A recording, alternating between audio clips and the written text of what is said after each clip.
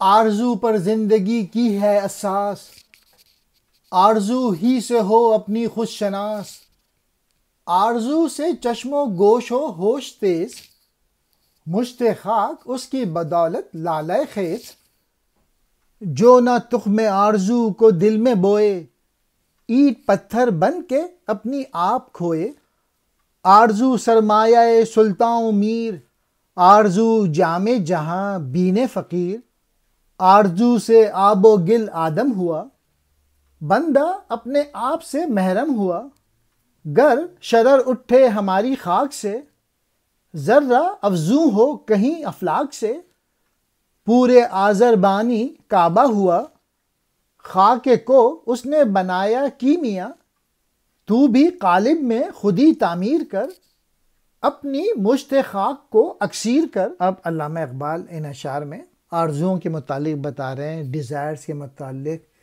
کہ ہر انسان میں آرزو ہونا ضروری ہے۔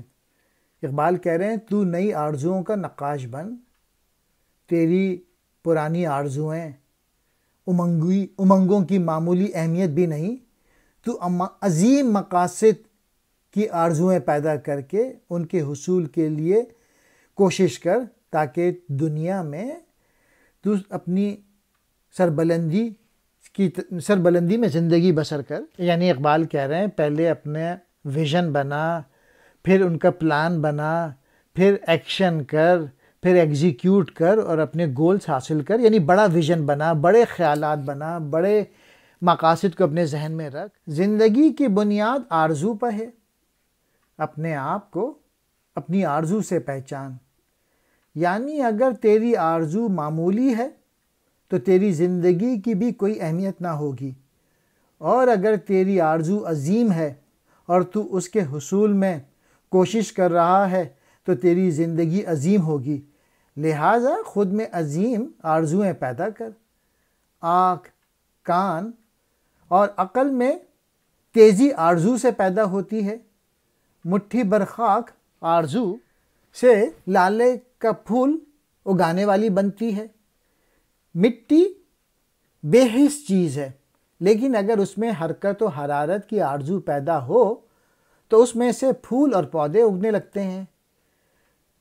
مٹھی بھر خاک سے مراد اگر انسانی جسم لے لیا جائے تو مطلب ہوگا کہ وہ اس آرزو کے طفیل بڑے بڑے کارنامے انجام دے سکے گا۔ جس کسی نے آرزو کا بیج دل میں نہ بویا، وہ پتھر اور اینٹ کی طرح دوسرے کے قدموں تلے روندا گیا، یعنی دوسروں کا محتاج ہو کے ذلت و پستی کی زندگی بسر کرنے پہ مجبور ہو گیا۔ آرزو بادشاہ اور امیر کا سرمایہ ہے۔ آرزو درویش کا وہ جام ہے جس سے دنیا نظر آتی ہے۔ گویا ہر شے کے وجود اور نمود کے پس منظر میں اس کی آرزو کار فرما ہے۔ درویش کا دل اسی آرزو کی بنا پہ دنیاوی آلائشوں سے پاک ہوتا ہے اور خدائی تجلیات کے عکس کا حامل بنتا ہے۔ آرزو ہی پانی اور مٹی کو آدم کی صورت دیتی ہے۔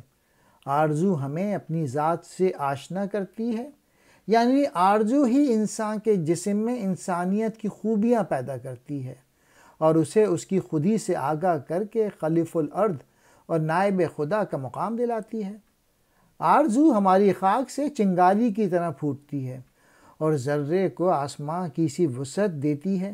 یعنی آرزو کی بنا پر ہی ایک معمولی انسان بلند و مرتبہ والا بن جاتا ہے۔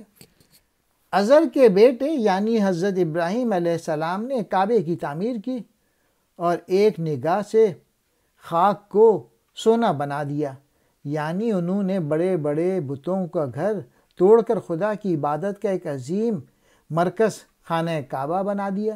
یہ آرزو ہی کا نتیجہ تھا۔ تو اپنے بدن میں خودی کی تعمیر کر اور یوں اپنی خاک کی مٹھی کو کعبے کی طرح سونا بنا لے۔